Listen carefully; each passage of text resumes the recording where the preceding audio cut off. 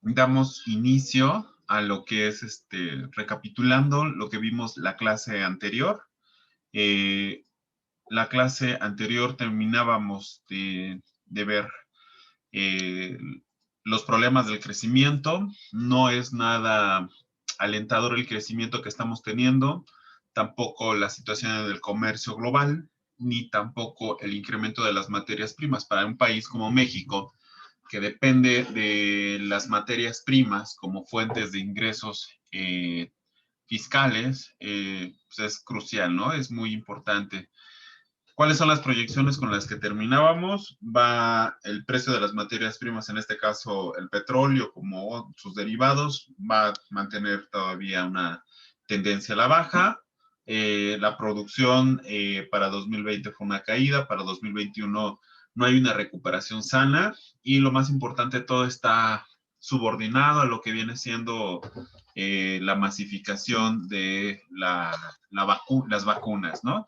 Entonces, yo quería justamente en estas, no sé si los comenté, si no los remarcamos, esta situación del acaparamiento, ¿no?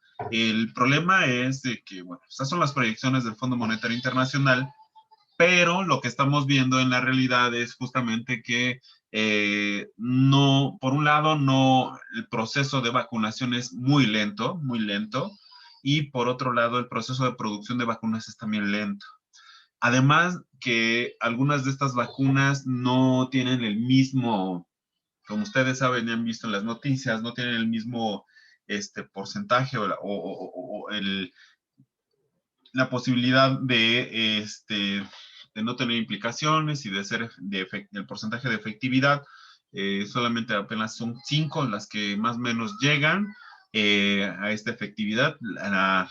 Esta Sputnik también dio, digamos, un punto favorable porque se, se dio a conocer que también sirve para esta variante inglesa de COVID. Entonces, bueno, está muy endeble todavía, ¿no? Esta situación. Entonces, lo que quería remarcar es justamente que esta situación del acaparamiento también va a ser un elemento importante porque finalmente esto va a generar una limitante para algunos países sobre el acceso de los medicamentos de estas, bueno, de estas vacunas. Y también, pues bueno, esto va a hacer mucho más lento el proceso de recuperación. O mejor dicho, dicho de otra forma, la recuperación va a ser para quien pueda pagar el mayor número de vacunas y poder llevar a cabo el proceso de inmunización en toda su población. Entonces, en ese contexto, pues bueno, tenemos las políticas que se han estado implementando. La Comisión Europea, por ejemplo, a finales de enero implementó una restricción para que todos los laboratorios dentro de la comunidad europea tuvieran una prioridad de, no lo dicen de esta forma, sino nada más lo plantean en términos de restricción hacia las exportaciones. Lo que se pretende es más bien darle prioridad a los países de la comunidad europea sobre la sobre la vacuna y la inmunización, y entonces pone un stock de limitantes de exportación de estas vacunas, ¿no? Esto aplica principalmente a Pfizer y AstraZeneca, entonces tiene que haber una autorización para poder exportar. Entonces, incluso es algo interesante porque esta medida que aplica la Unión Europea también la aplica o la hace efectiva hacia las exportaciones con Estados Unidos, ¿no? O sea, sí, o sea, estamos en el contexto económico, ¿no? Entonces, en esta competencia, ejercicio y lucha de potencias, finalmente sí hay una disputa por bien quién se recupera primero, porque finalmente, como lo que ha ocurrido en China, que quien se recupera primero puede crecer más y primero. En fin, entonces también veíamos esta situación que, bueno, esta medida se va a quitar a finales de marzo. Vamos a ver después qué pasa. Se quita esta medida de la restricción de exportaciones de la vacuna hacia los países fuera de la Unión Europea. Este es un dato un poquito rezagado, es del 18 de febrero, sobre la acaparación de vacunas. Justo la acaparación de vacunas y la compra de vacunas también es un reflejo de la asimetría que existe entre los países, de los subdesarrollados y los desarrollados, o como lo manifiesta el Fondo Monetario Internacional, las economías avanzadas y las economías emergentes, ¿no? Entonces, Estados Unidos está acaparando con 55 millones de vacunas, China con 40, Reino Unido 16 millones, India 9 millones, Israel llama la atención, tiene 6 millones acaparados para una población de 8.8 millones de personas. Brasil, Emiratos Árabes, Turquía y demás. Muestra justamente que hay evidentemente una concentración en estos 10 países y esto justamente habla acerca de esta desesperación que tienen estos países por la recuperación económica.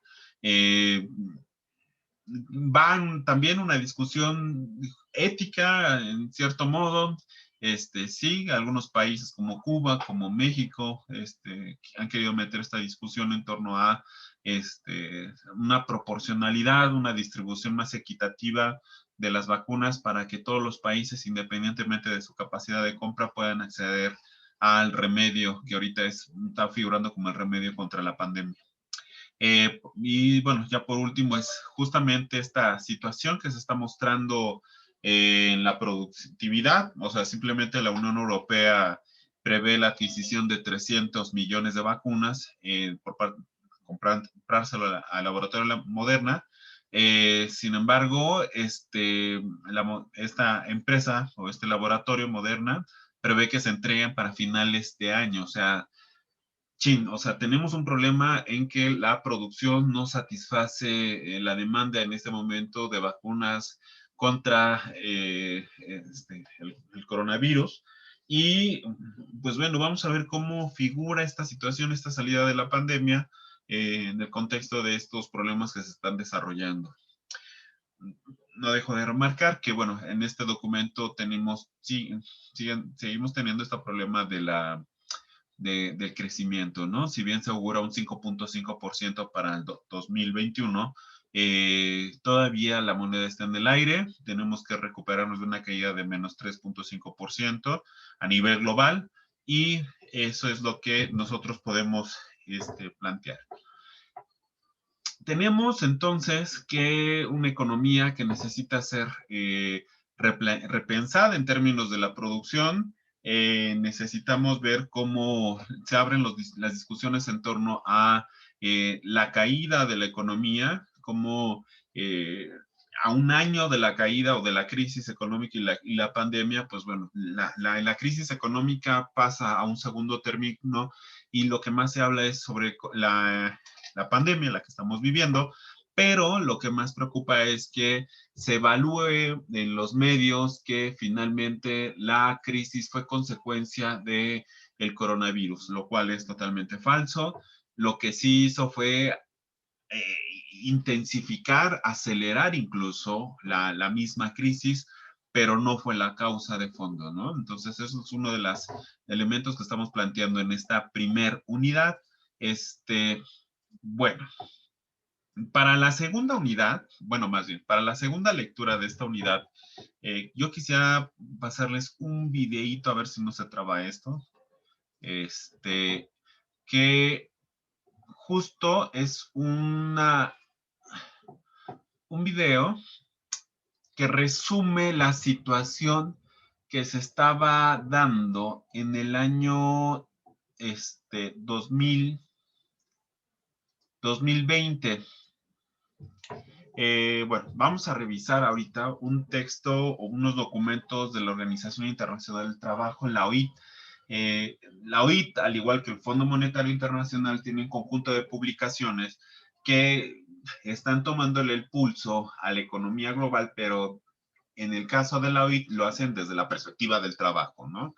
Entonces, ellos se van a enfocar a ver las situaciones del trabajo, cómo está el asunto en torno a este tema, y van a dar sus proyecciones. Este año ha tardado mucho un estudio como formalmente lo hacen y lo entregan ya en enero o febrero, lo entregaron aproximadamente, y en esta ocasión pues lo entregaron este estudio a perspectivas sociales sobre la situación emergente, o sea, la situación ha de estar interesante, difícil para que no haya un documento en este momento tan legible en torno al empleo y desempleo. Entonces, buscamos algunos datos para comentar, con el caso del Fondo Monetario Internacional, quería datos del Banco Mundial, perdón, que es lo que vamos a presentar en este momento, pero me gustaría, previo, pasarles es un videito de 1 minuto, que es el que sintetiza el informe del año pasado.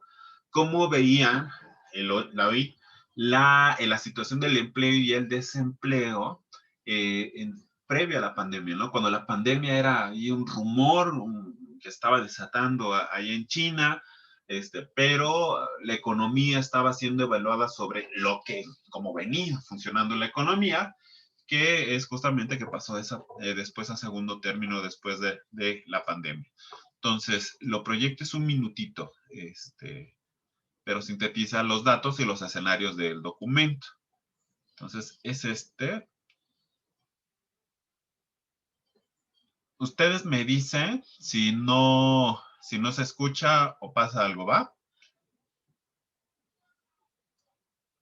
Sí, profe. Sí, profe. Va, entonces lo proyecto.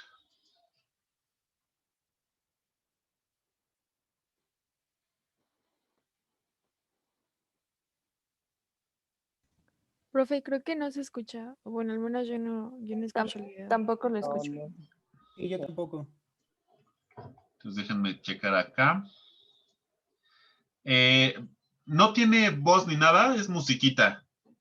Lo que pasa son estos flashazos de letras. Es lo único que pasa, digamos, no tiene diálogo ni nada. De todos modos, siempre se me va. Aquí.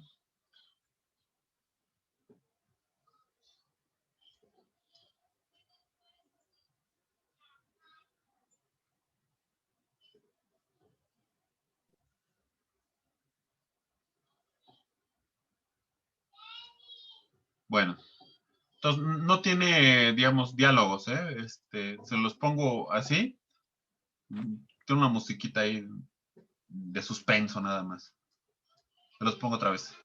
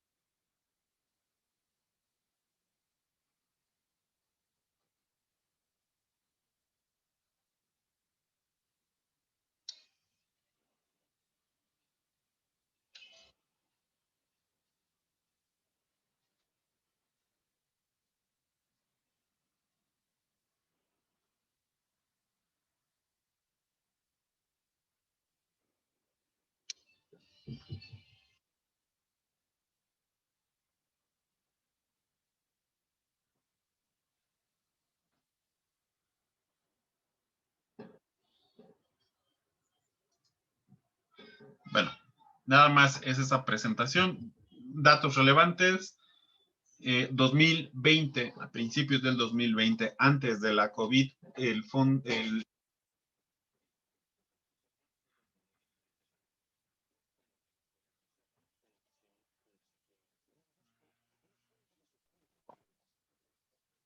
creo.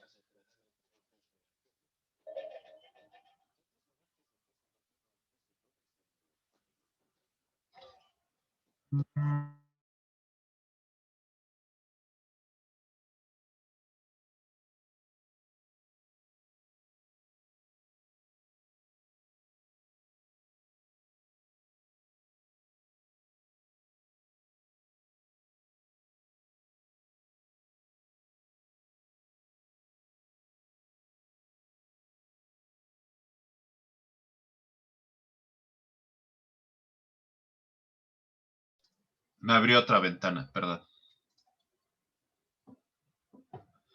Ah, ya, es que abrió otra ventana y empezó a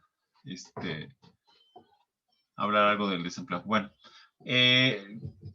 síntesis del documento de hoy, del 2020, de enero, febrero de 2020, es justamente el desempleo se va a incrementar.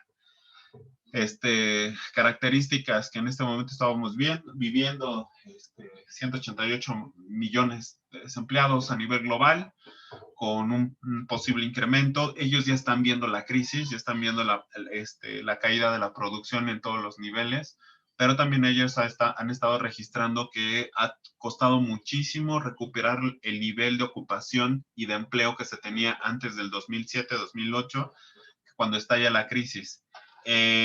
Justo se va, apenas alcanza a arañar la recuperación 2017-2016, y bueno, no pasaban más de 3 años que tenemos una situación ventajosa cuando empezó a caer. ¿Qué otros elementos y aspectos preocupantes? Esta situación de millones de personas que ya decidieron o tomaron la decisión de ya no buscar trabajo, bajo una situación en donde el mercado de trabajo ya no encuentran trabajo. Algunas de ellas, pues bueno, son jóvenes, esa es su mayoría.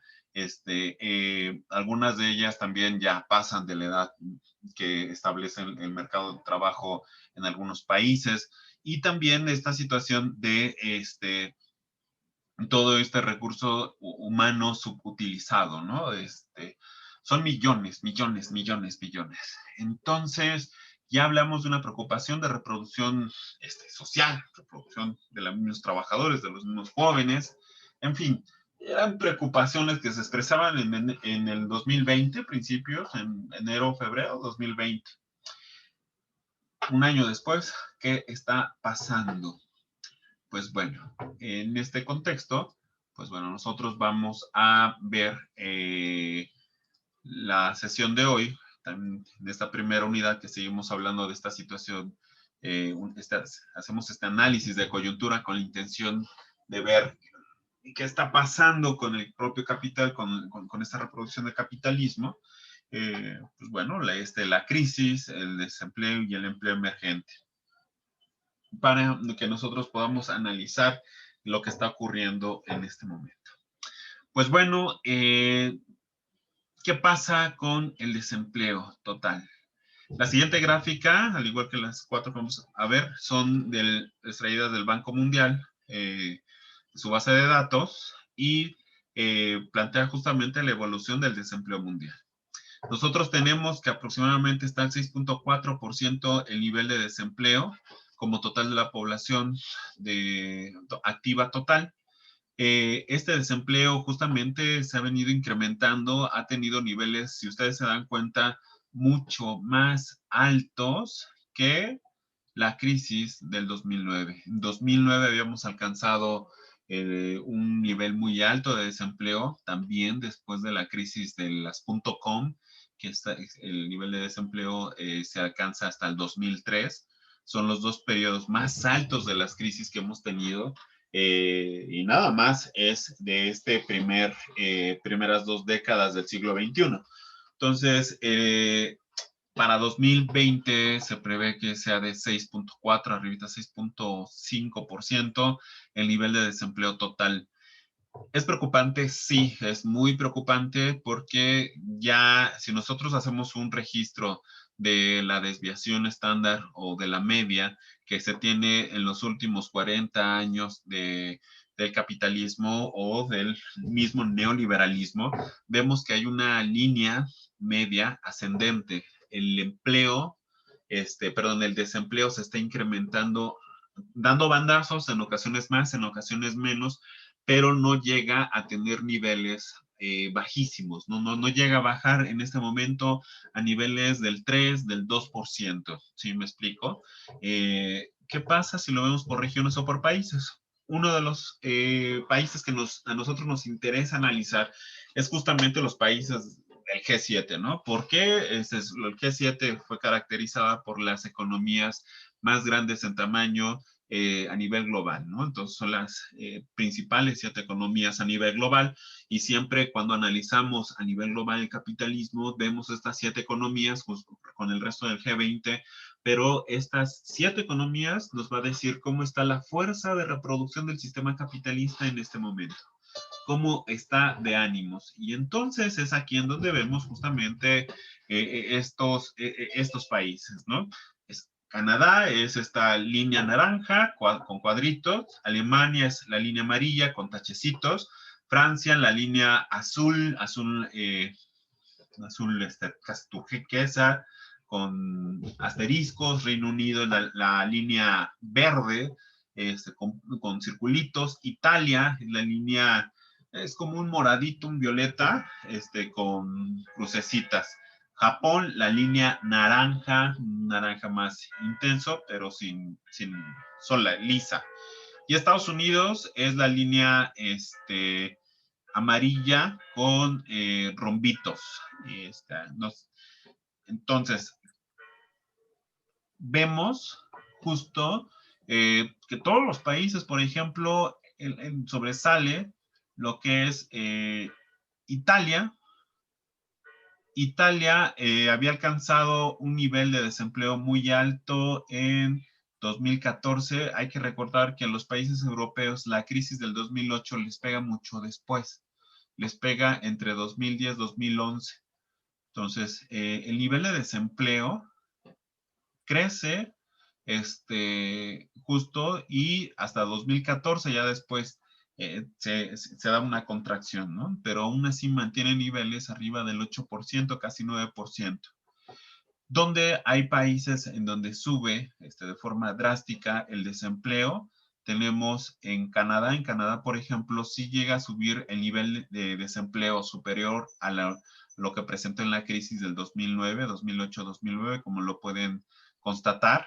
De hecho, creo que Canadá es un ejemplo de lo que planteaba anteriormente. O sea, en los niveles de desempleo, si hacemos una línea solita de Canadá, de su tendencia, vemos que a pesar de que da bandazos arriba y abajo, pero la media va en incremento constante, ¿sí? Es lo que ocurre con el desempleo de Canadá. Otro de los países que tiene también esta afectación es Estados Unidos.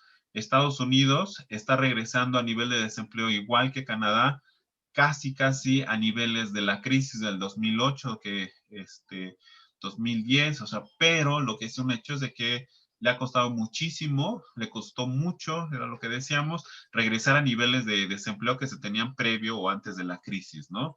Otro de bueno, estos son los dos principales países, Estados Unidos y Canadá, los que les afecta, dentro de los países del G7, que les afecta este desempleo en 2020. Ya después le siguen Reino Unido, sí tiene un incremento, pero no es todavía tan preocupante como lo fue el desempleo que hubo en el proceso de la crisis que les decía entre 2011 y 10 y 11 son los puntos más altos de desempleo. Que en Alemania tiene una preocupación, pero todavía es un desempleo manejable, está arriba del 4%. Japón es, si bien es un país que se había mantenido en crisis ya a finales de 2019, tiene un empleo controlado, y es lo que le permite sobrellevar esta situación. Lo que sí llama la atención es que, bueno, en todos estos países ha habido un incremento del desempleo y sobre todo en Canadá y Estados Unidos. La Unión Europea, ¿cómo se encuentra? La Unión Europea había llegado al tope mínimo en 2019 del desempleo, el periodo más bajo. Cabe señalar que mantiene niveles altos, o sea, arribita de 6, por encima de la media mundial, pero se ha incrementado hacia 2020. Entonces, veremos pues si se incrementa o no, esperemos que no. China, que es el que llama la atención, al igual que su crecimiento, si ustedes recuerdan, el crecimiento de China, bueno, prácticamente fue el único país que creció en términos de Producto Interno Bruto y justo su desempleo sí se incrementa, pero es todavía a niveles todavía manejables, o sea, sí se está incrementando, pero va acompañada por esta situación, digamos, por el manejo de esta de esta economía que crece en términos productivos, hay desempleo, hay que ver qué contradicciones se están desatando en esta relación, ¿no? Y finalmente el caso de México, nuestro país justo tiene un incremento en 2020 de 4.71% de desempleo como parte de la población total activa. Tenemos justo un incremento constante. No hemos llegado todavía a los niveles de la crisis del 2009, pero sí llegamos a los niveles más o menos de la crisis del 2015-2014, que esta crisis bueno, en algún momento vamos a comentar estas crisis que se van viendo, sobre todo entre 2002 y 2015, tienen una particularidad porque no se van a ver tan fuertes como la crisis de 2008 y la del 2020, pero sí van a ser un indicador importante para, en el caso de la caída de la producción y de la tasa de ganancia, algo que va a detonar esta crisis del 2020. Pues bueno, estos son los indicadores. Tenemos que OIT en 2020, enero, febrero de 2020 nos anunciaba que se iba a incrementar el desempleo. Llega la pandemia, pues bueno, se incrementó, sí, y todavía mucho, mucho más. ¿Para qué o por qué nos interesa? Bueno, no sé si alguien quiera comentar algo al respecto de esto.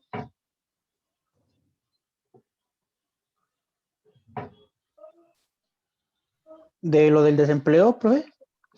De estas grafiquitas, antes de pasar a la lectura. Pues nada más que es interesante. Bueno, a mí me parece muy interesante que es algo que también he visto en macro, que el desempleo es un factor importante dentro de la economía y es lo que vemos, porque pasa lo de sobrecalentar la economía, ¿no? Cuando reduces de gran medida el desempleo, entonces pues ahí hay una relación, ¿no? Una relación social en la producción y una contradicción, ¿no? Del mismo capitalismo, que tiene que haber gente desempleada para que no ocurran cosas como la inflación. Que bueno, ya se dispare por crisis y otras cosas, es algo claro, pero es una constante. Gracias. ¿Alguien más?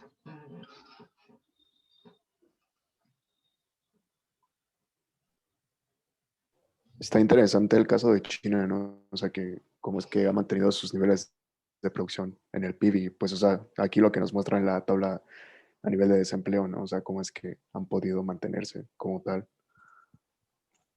Sí.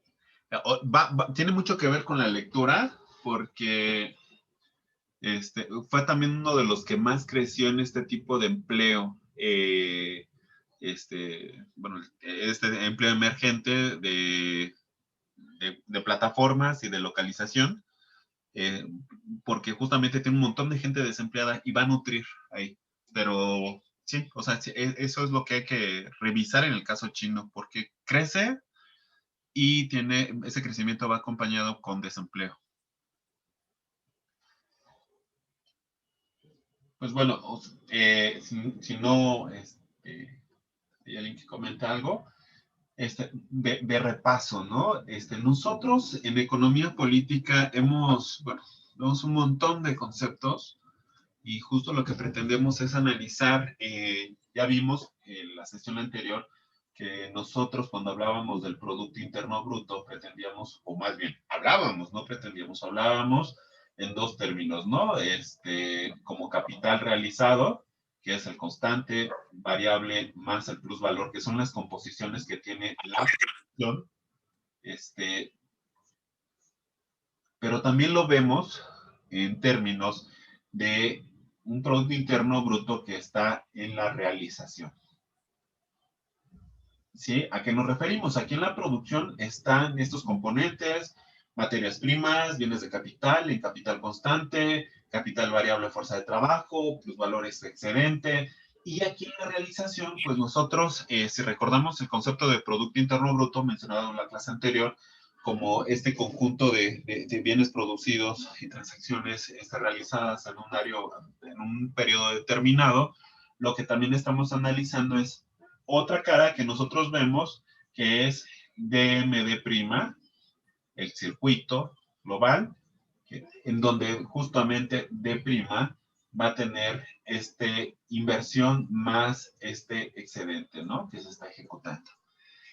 Como ustedes vieron en sus clases de economía política, para ambos el elemento de la fuerza de trabajo es trascendental. ¿Por qué?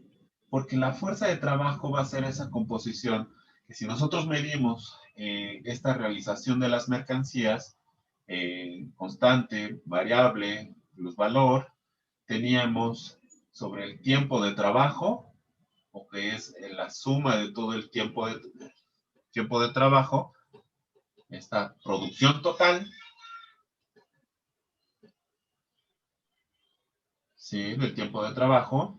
Y aquí veíamos trabajo pasado, trabajo presente, estas dos categorías, pero también sobre estas dos categorías, sobre el trabajo pasado, pues bueno, veíamos que son tanto bienes de capital más materias primas, y acá veíamos justamente el salario de los trabajadores, por el número de trabajadores, y este excedente o plusvalor. ¿Por qué nos sirve todo esto o para qué todo esto? La reproducción económica va a depender muchísimo de las interacciones que se hagan en toda esta reproducción. Por ejemplo, no hay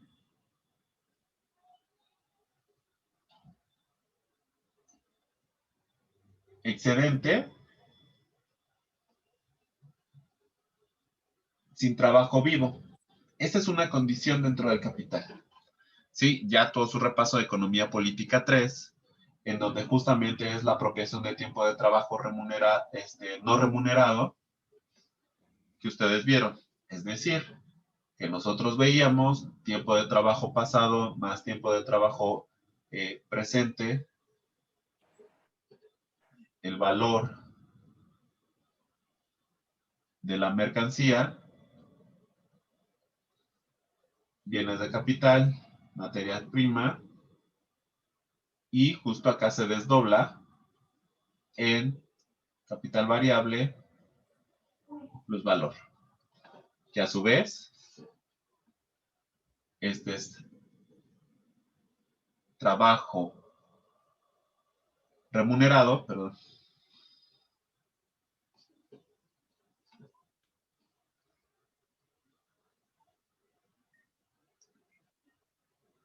trabajo remunerado, y trabajo no remunerado.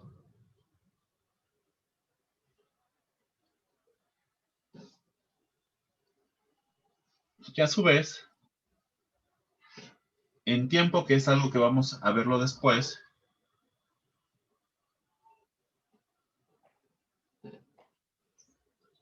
bueno, trabajo necesario y trabajo excedente. No me voy a enfocar, sino nada más es como parte del repaso. No voy a estar, ¿hasta aquí hay alguna duda? No, profe. Bueno, entonces, sobre esto, que fue parte de lo que es Economía Política 1 y 2, veíamos en 3, Economía Política 3, que justo que el proceso de reproducción ampliada, tenemos que, sobre lo que se está realizando, constante, variable y plusvalor, teníamos sobre este plusvalor un fondo de consumo capitalista, que era para el consumo capitalista. Y teníamos una parte de ese mismo plusvalor que se destinaba a la acumulación, que al final de cuentas servía para incrementar al capital constante, que se le iba a sumar al capital constante anterior, y que también se le iba a incrementar al capital variable para incrementar el capital variable anterior. Y esto al final de cuentas incrementa el capital adelantado. Estamos hablando que va a incrementar las inversiones. ¿Sí me explico? ¿Cómo se incrementan las inversiones? Ah, bueno, del excedente que se genera de la operación anterior. Entonces, ¿qué es ese excedente? Pues desde este enfoque que nosotros estamos planteando desde la crítica a la economía política, este excedente surge de este plusvalor que va a permitir justamente generar este incremento de la acumulación, del crecimiento económico, del Producto Interno Bruto, de la inversión. En términos macroeconómicos, si crece la acumulación o la inversión o la formación bruta de capital fijo, crece entonces el Producto Interno Bruto.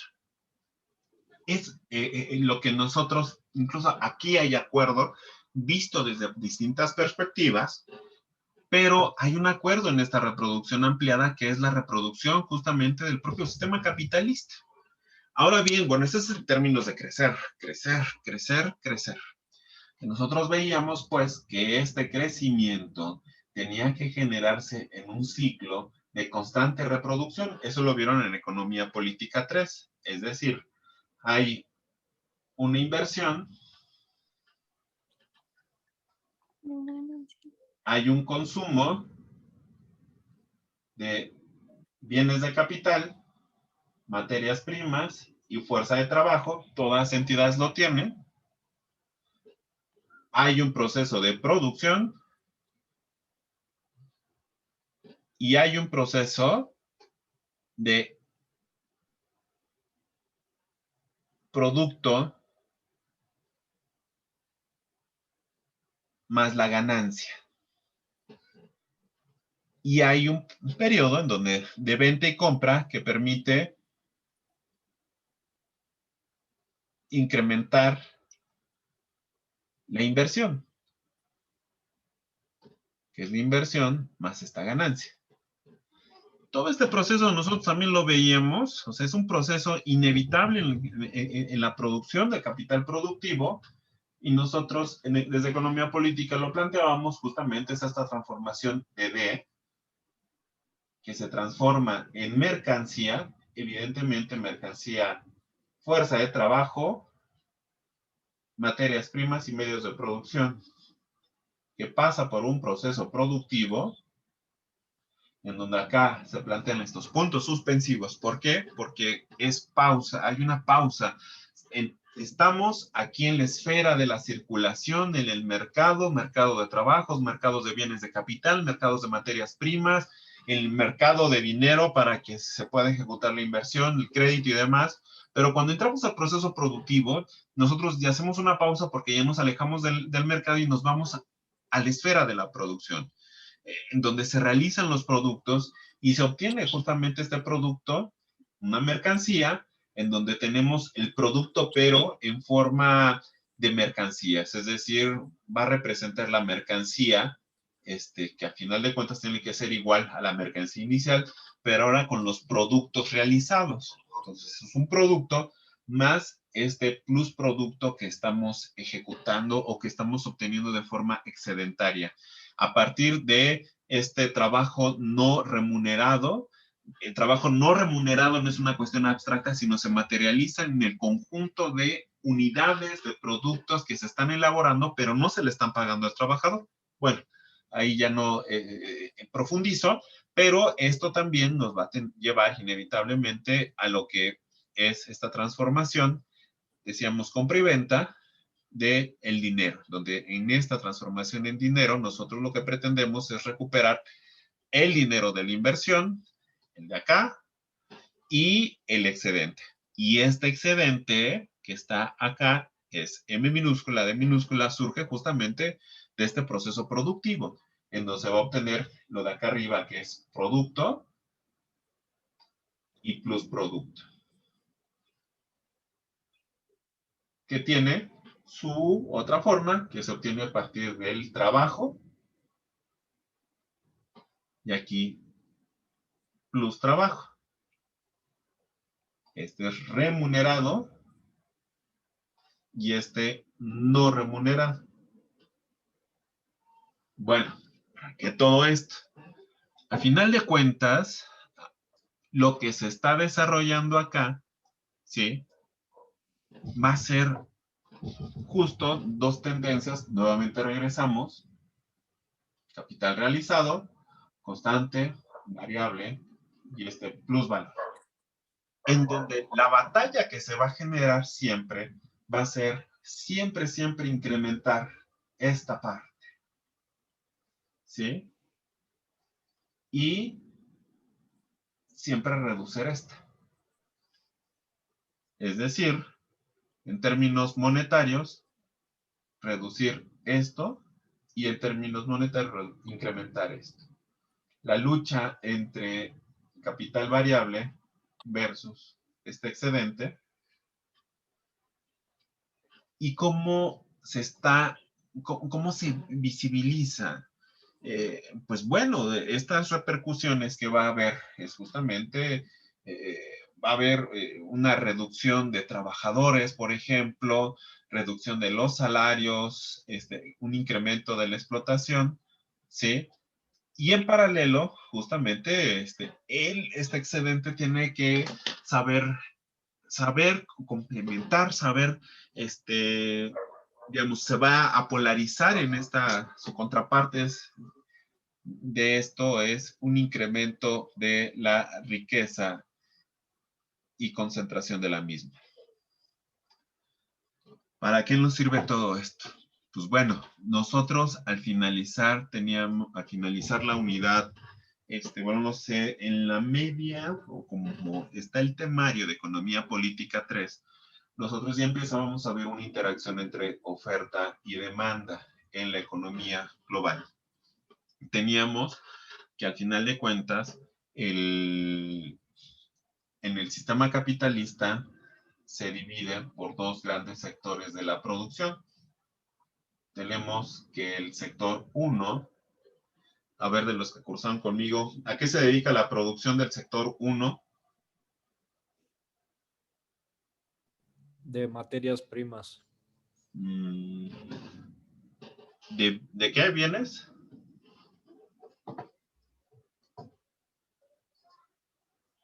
Sí, es de materias primas, ¿no? Que se las proporciona para el sector 2, para consumo y y bueno, y viceversa, ¿no? El sector 2 se lo proporciona de manufacturas al sector 1, si no mal recuerdo. Sí, más que materias primas, eran bienes de capital o medios de producción, como lo señala Gerardo. Gracias, Gerardo. Sí, medios de producción por las máquinas, eso es muy importante, más que estos bienes de materias primas. Y el sector 2 son bienes de subsistencia y suntuarios. ¿Por qué es importante bueno, considerar los suntuarios? Bueno, son los alimentos, son la vestimenta, son el calzado, todos aquellos bienes suntuarios con los que puede existir cualquier persona, y se le agregan también los que, bueno, tienen algunas personas con ingresos altos, estos bienes suntuarios. Este tipo de producción justamente hace que exista una demanda muy particular, ¿no? No todos van a consumir medios de producción o bienes de capital. Aquí esta es la oferta, en la demanda solamente van a ser los capitalistas. Y los bienes suntuarios, pero de subsistencia y suntuarios, serán los trabajadores. Más los capitalistas, también comen.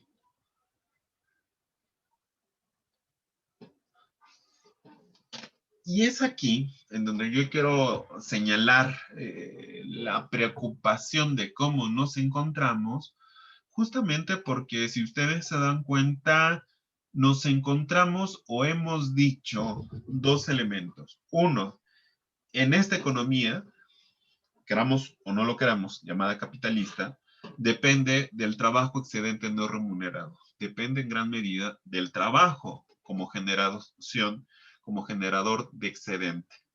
Entonces, en la medida en que se pueda obtener más trabajo vivo, no remunerado, y potencializar su incremento o plusvalor absoluto, plusvalor relativo, se va a obtener mucho más excedente, muchísimo, muchísimo, muchísimo. Se innova, composición orgánica, innovación científica tecnológica con la intención de poder intensificar. El mejor trabajo es de los jóvenes, en ese papel de trabajo para producir valor, es el de los jóvenes, porque los jóvenes tienen mayor ímpetu, es una fuerza de trabajo, carajo, es joven biológicamente, puede producir más, tiene mucha más habilidad, en cierta edad joven tiene una mezcla de destreza, de sabiduría, y eso permite un proceso de incrementar el valor del capitalismo. ¿Sí? Por excelencia, los procesos de acumulación del siglo XIX y principios del siglo XX, la fuerza de trabajo joven era por excelencia la mejor, ¿no? Quien tenía fuerza de trabajo joven era un país bien visto y tienes todo el potencial porque puedes producir, etcétera, etcétera. Bueno, lo menciono. Ahí hay un foco rojo en este momento porque la cantidad de trabajadores sin empleo son jóvenes. ¿Qué está pasando con el proceso de acumulación? Es una pregunta que tenemos que hacernos. Con el proceso de acumulación, que depende de la fuerza de trabajo, que depende o que tiene preferencias sobre la fuerza de trabajo joven, y en este momento no le está ocupando como debería. Focos rojos que dice el fondo, o la OIT, dice, Chin, tiene un conceptito que en el video aparece, o sea, sinónimo de subutilizado, tienes jóvenes subutilizados, o sea, 8 millones en México de jóvenes que no estudian ni trabajan, subutilizados. ¿Sí me explico? Y por otro lado, que señalo con este otro elemento, bueno, tienes una masa de trabajadores que están desempleados y no te van a consumir. Han bajado sus salarios, ahorita no hemos visto el de salarios, pero en este momento un sector de trabajadores ha perdido su empleo y te va a dejar de consumir. ¿Sí me explico? O sea, dos condiciones del capital. O sea, tiene trabajadores porque les permite generar su valor y apropiarse su valor. Y dos, esos mismos trabajadores los necesita porque son sus consumidores como sistema social, económico a una escala social. Y vemos que en los dos elementos, uno no los está ocupando en este momento a su plenitud ni al sector que generaría mucho más valor. Y dos, al sector, este sector de trabajadores que le está dejando sin empleo, está presionando finalmente para que la demanda, o sea, el sector 2, el conjunto de capitalistas del sector 2, ¿a quién le van a vender los bienes que los trabajadores desempleados están dejando de consumir? ¿Sí me explico? Y el problema es que como son capitalistas, los capitalistas que van a estar demandando estos bienes de producción, estos bienes de capital, va a ser tanto el sector 1 como también los capitalistas del sector 2, porque necesitan las máquinas para producir bienes suntuarios. Pero si no hay trabajadores que demanden, no hay ingresos y tampoco va a haber demanda sobre estos productos. ¿Sí me explico?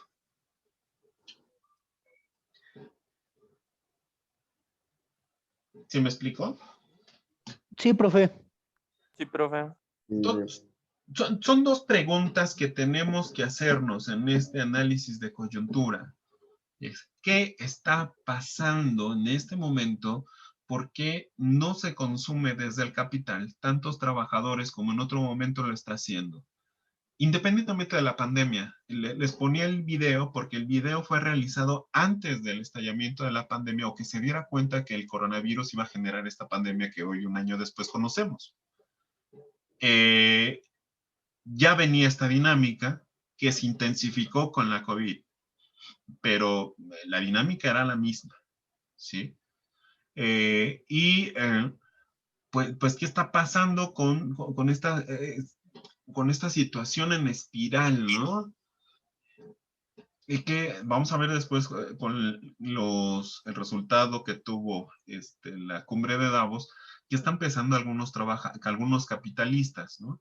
en términos de esto. ¿Hasta aquí hay alguna duda?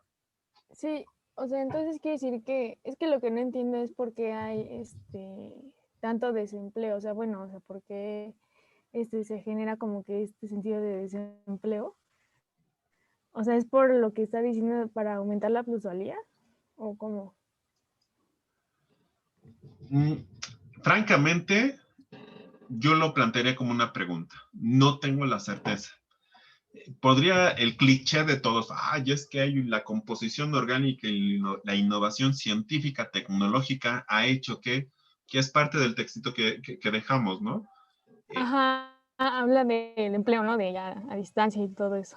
Exacto, pero lo menciono porque vamos nosotros a ver crisis económicas en este semestre y digamos que la dinámica histórica del capitalismo es hacer una innovación científica tecnológica para poder impulsar, digamos, intensificar la explotación, todo esto que vieron en Economía Política 2, plusvalor extraordinario. Y por lo tanto ya no requieren tantos trabajadores porque lo que puede exprimir de 10 lo exprime en 1, si me explico. Y otro elemento que vieron el semestre pasado justo en Economía Política 3 con la acumulación, capítulo 23 del tomo 1, vieron que justamente hay una ley de comportamiento de la población en la economía y en la economía capitalista, que la economía capitalista tiene periodos para presionar justamente a la población para que esta población pueda, se incrementa e incrementa la presión en los mercados de trabajo y presiona los salarios a la baja. Pero después, al paso del tiempo, combinado con la innovación científica tecnológica, generan esta tendencia de población extraordinaria o este ejército industrial de reserva, ¿no? Digamos, son las respuestas que hay en nuestros mismos temarios. Pero, además de eso, tenemos que reflexionar por qué en este espacio y tiempo, además de esto que sí se comprueba sin duda, pero ¿por qué persisten? ¿Por qué para el capitalismo dice, bueno, podemos sobrevivir?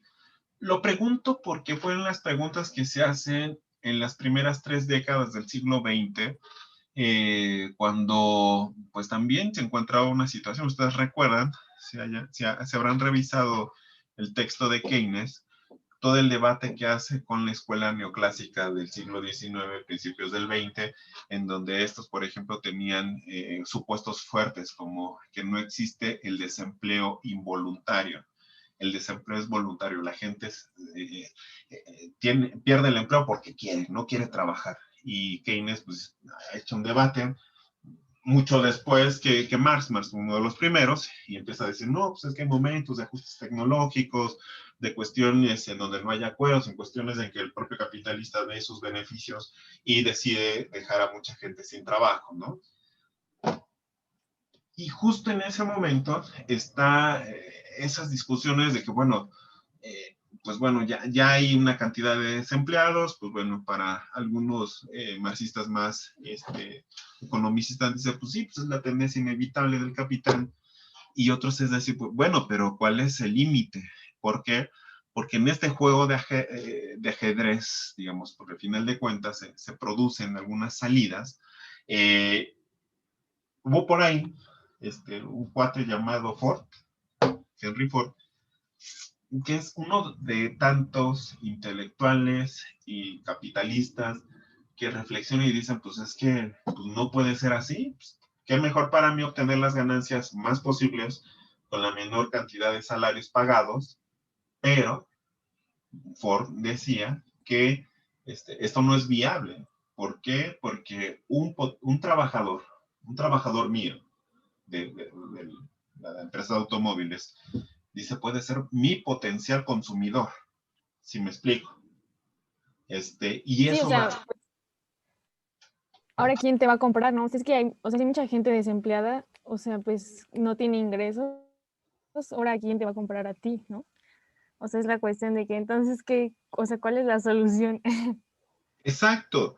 Es justamente la pregunta, o sea, desde el automatismo de un marxismo ortodoxo, no ortodoxo, yo soy ortodoxo, me considero ortodoxo, sino más bien de alguien muy economicista y muy chato, muy, sí, la composición orgánica y ya valimos, no, pero en esta realidad hay un conjunto de agentes, distintos agentes que van generando ideas y así como en los 20 hubo un Henry Ford que decía, pues es que un trabajador mío es un potencial consumidor, y al final de cuentas, en términos productivos, junto con todo lo que pasó y se configuró en el periodo de guerras y demás, que es un tema muy bonito, pero al final de cuentas, sí va un sector de capitalistas que dice, pues tenemos que incrementar los salarios, porque son nuestros potenciales consumidores.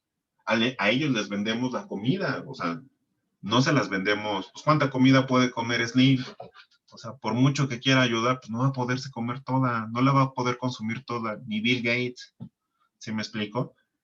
Necesitamos estos trabajadores con ingresos. De hecho, esta es una discusión que está presente. Ya desde el año pasado está el ingreso universal como una propuesta. El PAN, en esta disputa electoral, fue uno de los que propuso. Es sorprendente, ¿no? Su populismo neofascista, pero al final de cuentas, pues es que es un ambiente que hay un sector que sí está viendo que sí está tan mal el asunto en términos de reproducción económica que se necesitan estas medidas emergentes para paliar la situación. Entonces, las dejo como preguntas abiertas que reflexionemos.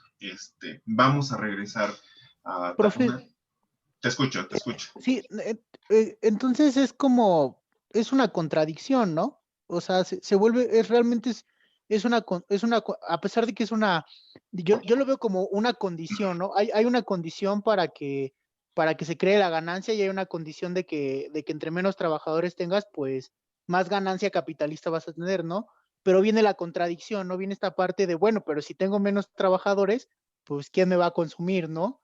Entonces, viene toda una discusión, lo que usted plantea, ¿no? Como no sé si decir un equilibrio de hasta dónde es bueno uno y hasta dónde es malo otro, ¿no? Porque también, bueno, un factor muy importante creo es la tecnología, ¿no? Y la tecnología sigue avanzando y sigue avanzando y avanzando y avanzando.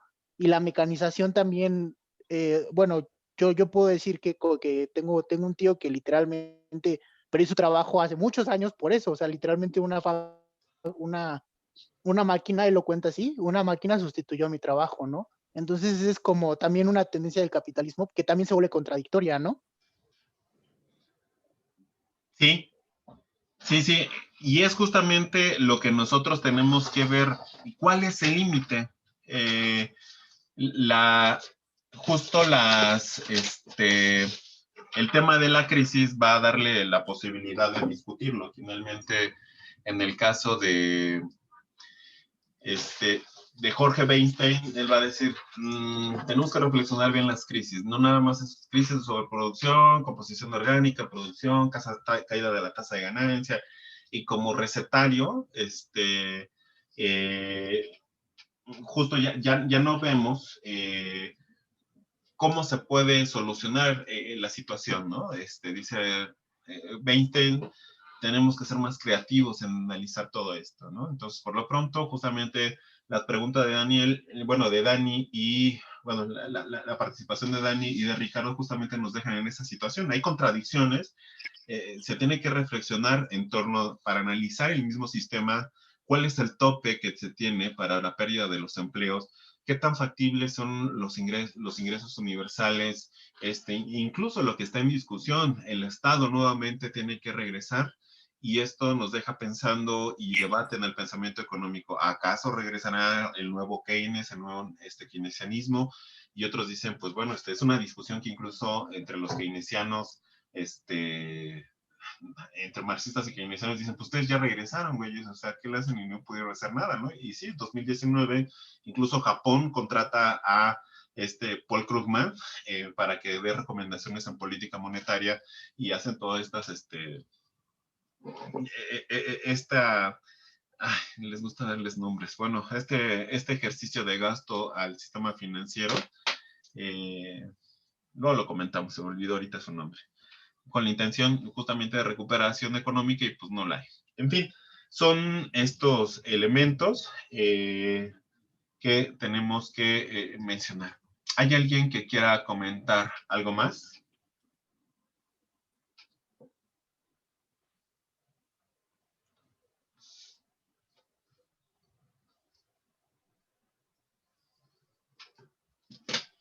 Bueno, entonces, Bueno, a mí sí me gustaría agregar sí, te escucho, perdón, Ricardo. pero es que se trabó mi internet.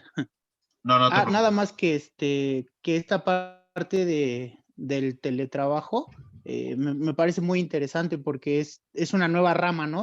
Y ahora del sector de los sectores servicios, y también entra el nuevo a este planteamiento, ¿no? Justo a lo que estamos diciendo, ¿no? Porque de hecho gran parte de lo que dice el artículo es muy interesante, ¿no? Que mucha gente ocupa el teletrabajo, bueno, el trabajo a distancia como como un segundo trabajo, o algunos, bueno, en los países desarrollados o en los países en vías de desarrollo, los ocupan como una fuente principal de ingresos, ¿no?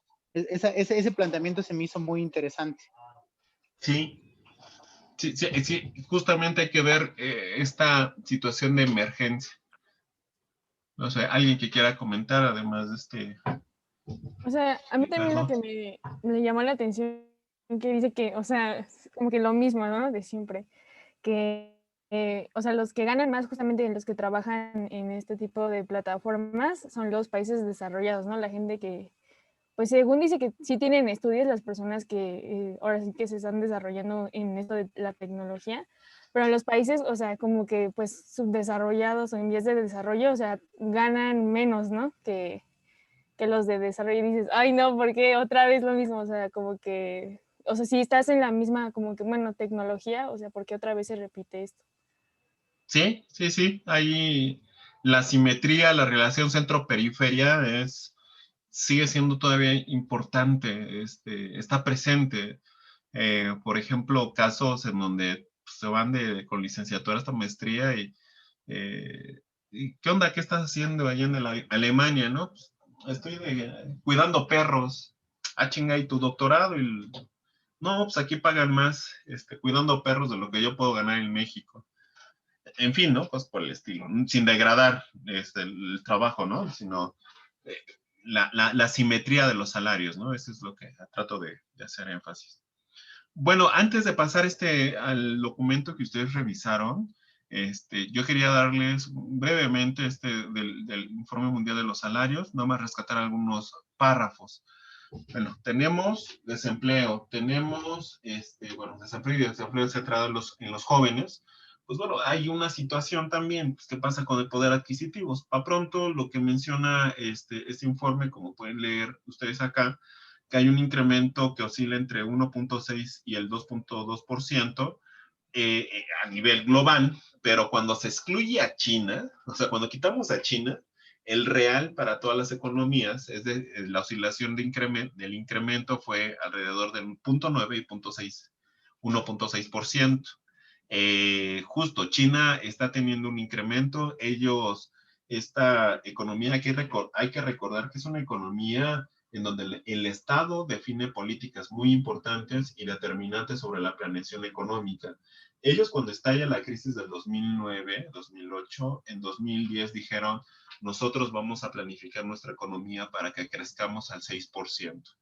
¿Cómo vamos a crecer? Y ellos lo planteaban, pues bueno, estuvimos creciendo nosotros a ritmo de 10% aproximadamente en los últimos 10 años, estamos hablando de 2009, ahora vamos a crecer, este crecimiento fue mediante el comercio exterior, pues ahora lo que vamos a hacer es darle prioridad al comercio interno, ¿no? Entonces, para ese comercio interno, pues necesitaste revitalizar, incrementar los salarios en tu país, y eso le ha funcionado, porque finalmente China ha podido colocar las mercancías que el exterior dejó de comprar, Estados Unidos, la Unión Europea, bueno, todos los países europeos y algunos asiáticos, latinoamericanos también, y ahora ellos los consumen, ¿no? Y aún todavía tienen la posibilidad de seguir exportando, ¿no? Entonces eso le ha llevado que el salario de China se haya duplicado entre el 2008 y 2019, ¿Qué vemos? Que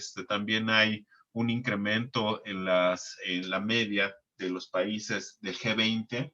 En el G20 están los 7 países del G7, de las economías avanzadas, y también el resto, las 3 economías restantes, o economías emergentes, o economías que tienen un peso importante, como España y Rusia, por ejemplo. Entonces, sobre eso, la media fue de 0.4 a 9% el incremento. Justo lo que llama la atención es que hay un incremento considerable en las economías avanzadas de cerca del 22% para el caso de la República de Corea, seguida de Alemania por el incremento del 15%. En cambio, también en las economías avanzadas hay una reducción de los salarios reales, ¿no? O sea, las economías avanzadas están teniendo una reducción de los salarios, como es el caso de Italia, Japón, Reino Unido. De hecho, en otros estudios justamente mantiene que las economías emergentes están teniendo un crecimiento un poquito más que las economías avanzadas, ¿no? Como el caso de algunos países sudamericanos. Entonces, en resumidas cuentas, hay un incremento relativo. China sí tiene se duplica el salario, y el resto de los países pues tiene paupérrimos incrementos después de la crisis.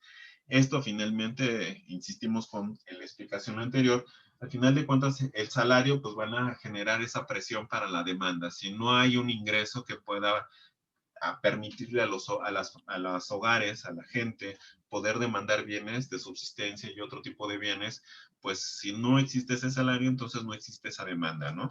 ¿Qué otro párrafo que podemos rescatar? Que finalmente, pues bueno, ¿qué pasa con la COVID? Pues se imprimió una presión a la baja en el nivel o en la tasa de crecimiento de los salarios medios en 2/3 partes, pero aquí hay algo muy importante, que dice también que aquí puede camuflajearse los incrementos salariales en un país, porque cuando... Sí, te escucho. Ya. Pensé que alguien quería hablar. Este efecto de composición, al que llaman, bueno, aquí lo hace la OIT para poder aclarar de que pueden verse en algunos países posiblemente incrementos salariales, aunque no se hayan efectuado como tal, o que sean mucho más altos de lo que realmente se incrementaron. Y esto se debe que en términos de la pandemia, los primeros empleos que se pierden son los empleos mal pagados o de ingresos bajos. Entonces, cuando se calcula la media, quitándole la cantidad de trabajadores que ganaba salarios bajos, entonces lo que ocurre es que solamente suman aquellos empleos bien remunerados sobre los salarios bien remunerados, y la media sale muy alta, sale un incremento salarial incluso aunque no se haya ejecutado, lo cual dice un efecto de composición, lo cual no quiere decir en absoluto que realmente se haya ejecutado un incremento de salario en términos reales. ¿Qué pasa? Pues esta misma situación que vemos, esta relación excedente y salarios, pues sí tenemos que propicia esta contracción o este incremento de los salarios, lento incremento de los salarios, va a generar justamente que los procesos de empobrecimiento de la población o de pauperización puedan todavía continuar, mientras que los altos ingresos que se están teniendo por parte de algunos sectores empresariales permita que se polarice esta distribución del ingreso. Dice, si bien existe un salario mínimo establecido en cerca de 187 miembros de países miembros de la OIT, todavía no hay como que una regulación, o simplemente se da una aproximación de 327 millones de asalariados perciben una remuneración equivalente o inferior. Estamos hablando algo considerable, ¿no? Inferior al salario mínimo por hora vigente. ¿Qué otro, digamos, tema de estos 327 que veíamos acá en la lámina anterior? ¿sí?, de millones de salarios en el mundo cuya remuneración es equivalente o inferior del salario mínimo, 266 millones ganan menos que el salario mínimo por hora vigente en cada uno de sus países, ya sea porque carecen de cobertura legal o porque la normativa se incumple. Esto justo deja todavía esta población un poquito más golpeada, el sector de los trabajadores más golpeados, pero también hay algunos casos en donde hasta qué punto los incrementos salariales, cuando hablamos de los salarios mínimos, benefician al resto de los trabajadores, ¿no? ¿A qué me refiero? Por ejemplo, uno de los que López Obrador, una de las cosas que menciona él como un gran logro, los incrementos salariales, del salario mínimo, que sí, cuando nosotros lo medimos en términos estadísticos, que el salario mínimo sube de cerca de 80 y pico pesos en su llegada a los 100 y fracción que ya que sube para este año, eso es sobre el mínimo. Pero el problema es que la gente que ganaba, por ejemplo, 140 pesos, pues no se vio afectado en una mejoría en su salario. ¿Por qué? Porque ya la ley de los salarios y la ley federal del trabajo ha quedado tan golpeada que ya no se toman de referencia los salarios mínimos para los contratos colectivos, para las pensiones, como fue el caso, incluso la reforma que se aprobó en ese momento, que fueron las sumas para que definir las pensiones de los trabajadores del ISSSTE, ¿no? Lo digo porque hay un textito de Salvador Ferrer, del doctor Salvador Ferrer, que a ver si luego se los paso, ¿no? Habla justamente de cuestionar esta parte, ¿no? Sí, mucho incremento salario, pero pues nada más es de saliva o de papel, porque cuando vemos el conjunto de trabajadores que se rigen por el salario mínimo, vemos que es insignificante. Entonces, en el caso de México, pues el incremento de salario mínimo no ha tenido un papel muy fuerte. De hecho, persiste la tendencia que se tenía con los gobiernos anteriores de incrementar el número de trabajos peor remunerados en este año. Bueno, en fin, algo más, bueno, ya cambiando a los salarios, el documento que yo quería que revisáramos, que no salió, y que salió, bueno, salió como nada más presentación PowerPoint, es sobre la situación del desempleo, y bueno, se publicó en diciembre del año pasado, 17 de diciembre, y pues bueno, ya por eso metí el otro documento, pero bueno, nada más rescato algunas cositas para América Latina. El documento que se está citando es el desempleo en América Latina y el Caribe.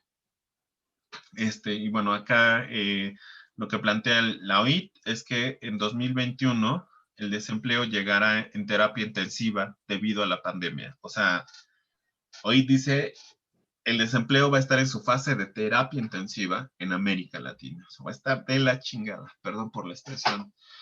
En los últimos 10 meses, los mercados laborales, aquí cito textual, de América Latina y el Caribe, han retrocedido al menos 10 años y la crisis está lejos de terminar. Nuestro nivel de desempleo retrocedió hace 10 años, en periodo de crisis, y todavía está lejos de terminar esta situación. Alerta la OIT. El empleo de América Latina y el Caribe comenzará en 2001 en terapia intensiva. O sea, estamos en marzo, 1 de marzo 2021, y pues viene lo peor. Esperemos que no, que sea una proyección errática, pero lo que se plantea acá es que si bien teníamos esta situación de desempleo que veíamos en las gráficas que presenté, todavía va a ser peor la situación. La crisis, en efecto, todavía no ha terminado. Dice, con una inédita tasa de desocupación del 10.6% a finales del 2020, a consecuencias de la pandemia de la COVID, que disparó la pérdida de empleos a más de 30 millones. Otro, antes de, ya para dar la palabra, bueno, todos nos terminamos acá y regresamos en la siguiente con la lectura del textito, nada más para señalar la situación del desempleo. Este es el documento del panorama laboral de 2020, América Latina y el Caribe, y justo hace esta regresión lineal de las tendencias del desempleo, y aquí es la participación de la población económicamente activa en el empleo, y vemos justamente la franja roja, cómo está cambiando, se incrementa 2016, tiene una caída hacia finales del 2016, recuperación 2017, 2018, y ya después vuelve a caer, y sí cae a menos 10, bueno, sí cayendo casi 10% la participación de la población económicamente activa en la ocupación. La línea azul es la variación de la tasa de ocupación, tiene este mismo comportamiento, y la línea punteada verde que se alcanza a ver es justamente la variación de la tasa de desocupación, ¿no? Vemos que tiene un comportamiento a la inversa, porque en la medida en que cae la participación de la población económica activa en la ocupación, pues se incrementa la desocupación. Entonces, tiene un incremento y tiene una tendencia que posiblemente para este año continúa. La caída de la participación en la ocupación va a ser generalizada a niveles de sus regiones y países. Bueno, y manda esta tabla. Por ejemplo, México, la participación de la PEA en la ocupación en el 2019 fue del 60, bajó en 2020 al 54.9%. Es una caída del 5%, o sea, sí es una caída considerable. Tasa de ocupación cayó a 52, bueno, participación de la gente, tuvo una caída de variación porcentual de menos 5.4 y tuvo una leve recuperación de 0.4 en la tasa de desocupación.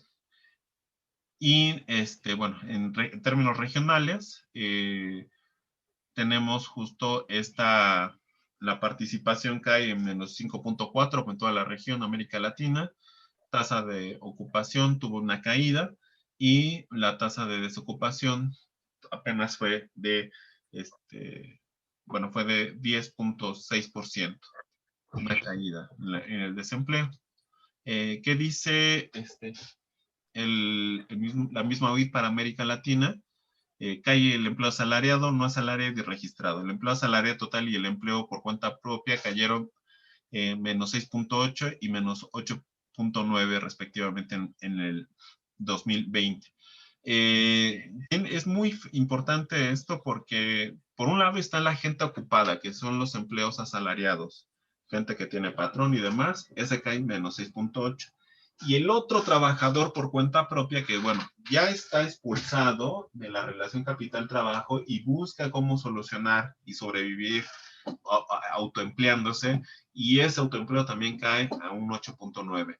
Dice, también se observa el impacto en la crisis sanitaria, tuvo en otras categorías ocupacionales como los empleadores, que también se contraen, cuántas empresas tuvieron que cerrar, y el servicio doméstico, que fue el que tiene una caída drástica, ¿no?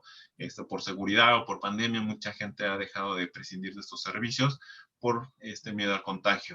El empleo registrado cayó fuertemente al principio de la crisis sanitaria, alcanzando en mayo su cota máxima, a partir de la cual, dependiendo del país, o bien se han recuperado parcialmente o se han mantenido estancados.